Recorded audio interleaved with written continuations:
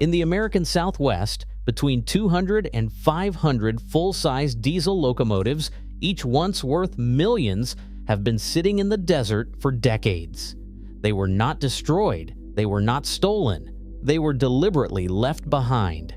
If you are drawn to hidden industrial mysteries and the real economics behind them, subscribe now, because this story is bigger than rusting trains. So what really happened to these locomotives?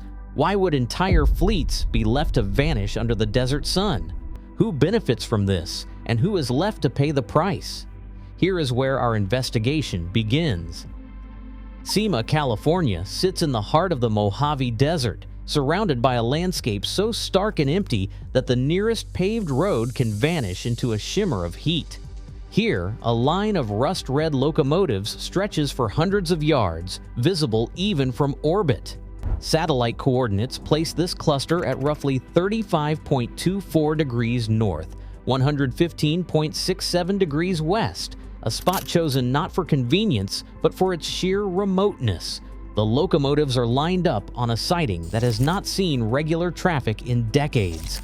From above, the pattern is unmistakable. Dozens of hulking engines arranged nose to tail, their faded paint and battered shapes forming an industrial scar across the sand. Cobre, Nevada tells a similar story. At 38.12 degrees north, 114.2 degrees west, another forgotten siding holds more than 30 locomotives. The tracks here cut through sagebrush and gravel, far from any town or maintenance yard. Gerlach, Nevada, near the edge of the Black Rock Desert, adds to the tally. Each site is isolated, deliberately chosen to keep these engines out of sight and out of mind. The rails themselves are often the only sign that these places were ever linked to the outside world. Public satellite images confirm what ground investigations have hinted for years. These clusters are not random accidents. They are the result of careful placement, with engines parked in rows that follow the grid of the old sidings. At Eagle Borax, a siding deep in the California desert, the pattern repeats. Here, the engines are half buried in drifting sand, their numbers fading but still legible to those who know where to look. Across these sites, the scale becomes clear. Between 200 and 500 full-size diesel locomotives are scattered across the American Southwest. Some clusters hold a handful of engines, others stretch for the length of several football fields. Each location is remote by design, miles from the nearest scrapyard, far from any major population center. These are not places people stumble upon by accident. The geography of abandonment is as much a part of the story as the machines themselves. The desert preserves what the railroads left behind, slowing the march of rust and decay. From the air, the clusters stand out against the pale sand and scrub, each a silent record of choices made decades ago. The isolation of Cima, Cobre, Gerlach, and Eagle Borax is no coincidence.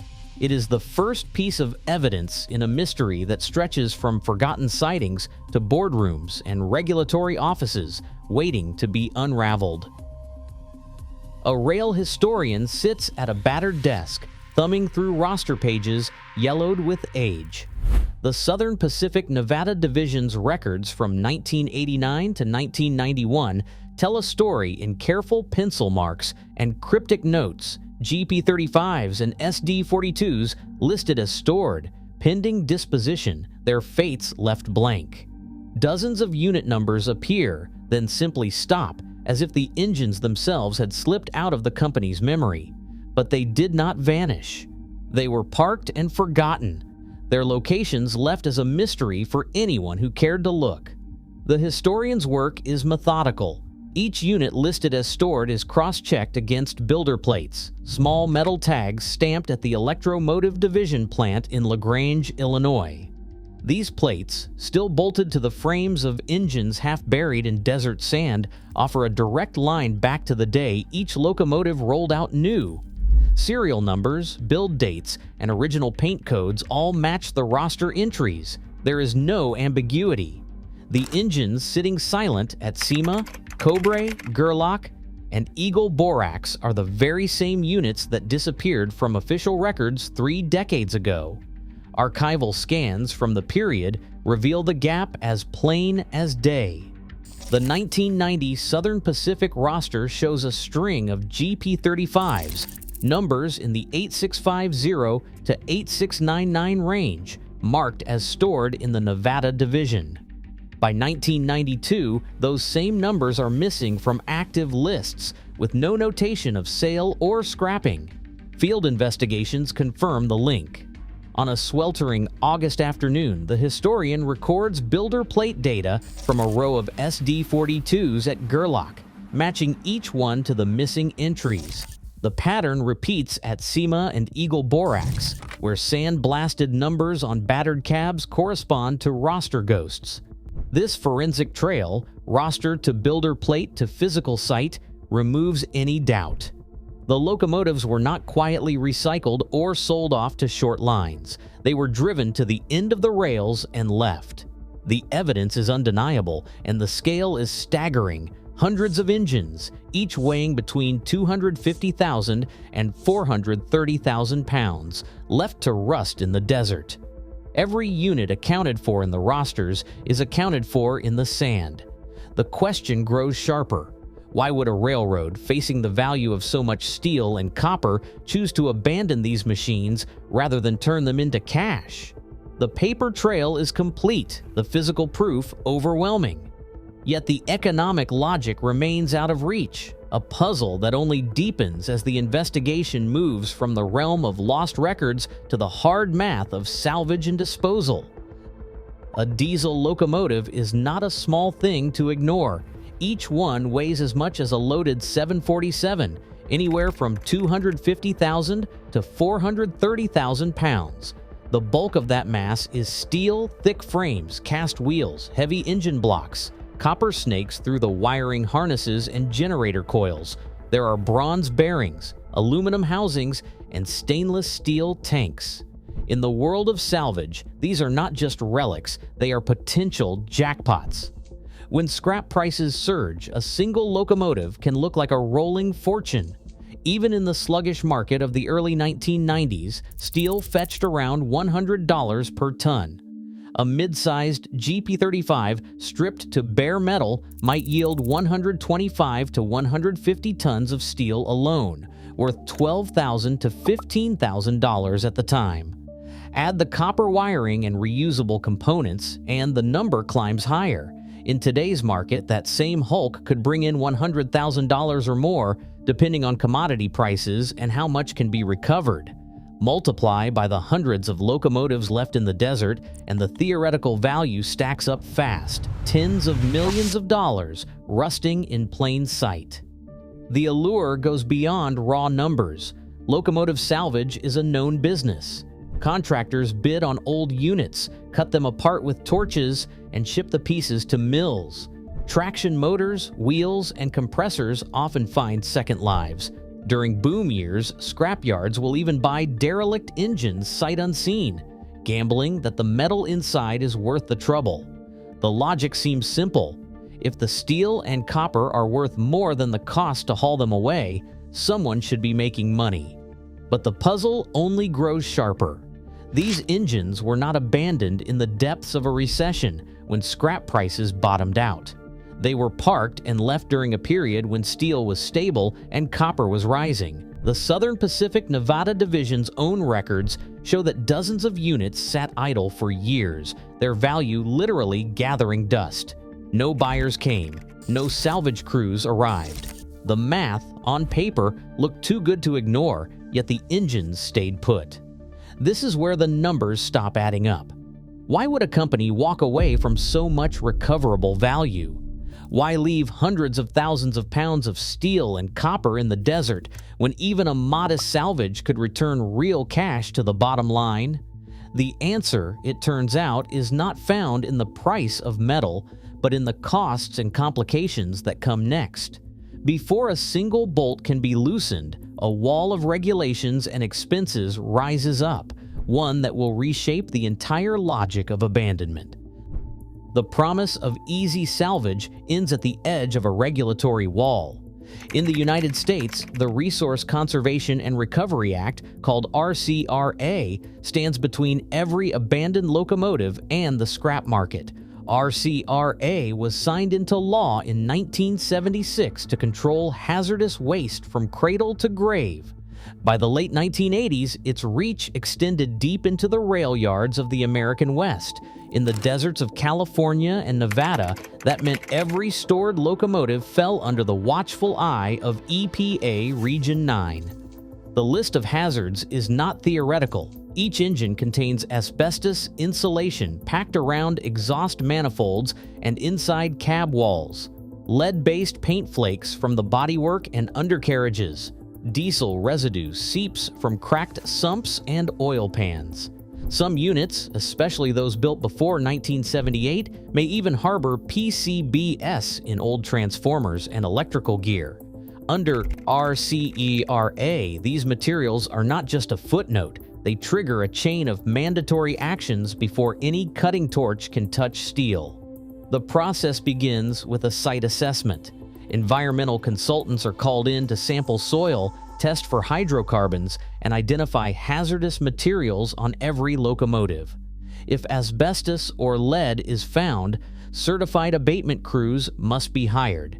Every step is documented, from the removal of friable insulation to the handling of contaminated soil. Waste manifests are filed with EPA, and every load of hazardous debris is tracked to a licensed disposal facility. If diesel or lube oil has leaked into the ground, the site itself may require remediation, sometimes involving the removal of entire layers of contaminated soil. Each of these steps carries a cost. EPA guidance and industry estimates place the total cost of remediation and compliance at $200,000 to $300,000 per locomotive. That figure covers site testing, hazardous material abatement, soil remediation if required, and all the permitting and documentation demanded by law. For a cluster of engines, the costs multiply quickly. Before a single dollar of scrap value can be realized, the company or contractor must absorb hundreds of thousands in environmental expenses. EPA Region 9's oversight is strict. Locomotives cannot be dismantled on site without full hazardous material clearance. Any attempt to shortcut the process risks heavy fines or a stop work order. Salvage plans stall, not because the steel is worthless, but because the regulatory burden transforms a simple recovery operation into a six-figure environmental project. For many, the math becomes impossible. The cost of compliance exceeds the potential return, and locomotives are left to rust where they sit. The regulatory wall is not a loophole or an accident. It is the intended consequence of laws designed to protect the environment and public health. But in the remote deserts of the Southwest, it functions as a concrete barrier, one that keeps hundreds of locomotives in permanent limbo, too costly to move, too hazardous to ignore. Moving a 300,000-pound locomotive out of the desert is a logistical puzzle with no simple solution. The first obstacle is sheer weight. Standard cranes top out at 100 tons, but a single SD-42 can push past 200 tons, fully equipped, demanding specialized heavy-lift rigs that must be trucked in from distant cities at enormous daily rates. Even if the right crane is available, the problem does not end there. Many of these sidings are miles from the nearest paved road, so temporary access routes must be carved through sand and brush, each mile adding thousands in grading and material costs. Once lifted, the engines cannot simply roll to the scrapyard. Modular transporters, low-slung multi-axle platforms built for oversized loads, are required to inch each locomotive out, and every move triggers a new round of oversized permits from county, state, and federal agencies. Insurance requirements stack on top, with liability coverage ballooning due to hazardous material concerns. But the most stubborn barrier is paperwork. After the 1996 merger of Union Pacific and Southern Pacific, title to many stored units became a maze of old leases, bankruptcy filings, and missing asset schedules. With no clear owner, no agency will issue transport or abatement permits. The result is a deadlock. Even if someone could afford the cranes and trucks, nobody can prove they have the right to move the engines at all. Corporate accountants faced a stark equation when it came to the locomotives stranded in the desert. Under Internal Revenue Code Section 165, a company could claim a full tax deduction for property that was permanently abandoned as long as there was no intent to recover or sell it. For a locomotive with an original book value of $500,000, this meant the railroad could write off the entire amount in a single tax year, offsetting profits elsewhere on the balance sheet. By contrast, the cost to remediate and remove that same locomotive often exceeded $250,000. Environmental compliance alone, including site assessments, hazardous material abatement, and soil remediation, could swallow any potential profit from salvage. The logic was cold but clear. Abandoning the locomotive and claiming the loss on taxes preserved cash, while attempting removal risked a net drain. This accounting maneuver did not skirt the law. It followed the letter of federal tax code, rewarding companies for walking away from assets that had become more liability than opportunity. The incentive structure was set, and the desert became the final ledger, with rusted engines standing as silent entries in a corporate balance book. In 2004, a salvage contractor rolled heavy equipment onto the Eagle Borax sighting, ready to cut up a row of locomotives that had been sinking into the sand for nearly 20 years. The plan called for cranes, torches, and a quick haul to the scrapyard. But the operation never got off the ground. Within days, regulators halted the work, citing missing permits and unaddressed hazardous materials. Invoices piled up as months passed in legal limbo. The contractor's investment, estimated at $500,000, evaporated without a single locomotive leaving the site. The engines remained, battered and half-buried, while litigation dragged on and the salvage crew walked away in defeat. Field sampling at Eagle Borax revealed elevated hydrocarbons and lead in the soil, confirming what regulators suspected. Years of slow leaks and flaking paint had left a toxic footprint. With no clear path through the regulatory maze, the site became another cautionary tale. 3 barriers stand between these locomotives and removal. The first is economic. The cost of remediation and logistics outweighs any scrap value. The second is regulatory. Hazardous materials trigger strict oversight and expensive abatement. The third is legal. Tangled ownership and unclear permits block any attempt to move forward. At Eagle Borax, all 3 collided, leaving rusted engines as silent witnesses to a system that rewards abandonment over action. These engines once powered an economy.